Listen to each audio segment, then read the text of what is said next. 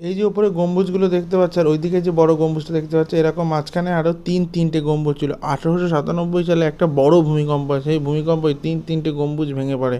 এমনকি ভূমিকম্পটা এতটা জোরদার ছিল, এর ওই দিকের একটা পিলার পর্যন্ত বেঁকে গেছিলো। ওই যে দেখতে পাচ্ছ পিলারটা, আমি হাত দিয়ে দেখানোর চেষ্টা করছি, ক্যামেরা আমার পক্ষে জুম করা বেশি সম্ভব হচ্ছে না, ওই পিলারটা পর্যন্ত বেঁকে গেছিলো। এরপরে গাইড সাহেব নিয়ে গেলেন আমাদের কাটরা মসজিদের একদম সদর দরজায়, যার নিচে কবর দেওয়া হয়েছে মুর্শিদ কুলি খাঁকে। আমরা এখন যে জায়গাটায় দাঁড়িয়ে রয়েছি এর ঠিক 7 থেকে 8 ফুট নিচে আছে মুর্শিদ কুলি খাঁর কবর, সেই জায়গাটাও তোমাদের দেখাবো। আমাদের গাইড সাহেব বললেন মুর্শিদ কুলি খাঁ জীবনে আত্মহত্যা করেছিলেন, তিনি তার সেই পাপের প্রায়শ্চিত্ত করার জন্য চেয়েছিলেন ওনাকে এমন জায়গায় কবর দেওয়া হোক যাতে ওনার কবরের ওপর দিয়ে মানুষ যাতায়াত করতে পারে, অর্থাৎ তার এই মসজিদে প্রবেশ করতে পারে। এই জন্যই তাকে এই ঠিক মসজিদে ঢোকার মুখে মাটির তলাতে কবর দেওয়া হয়েছিল। আর ওই যে দেখছো মসজিদের গেটে কি সুন্দর নকশা করা রয়েছে,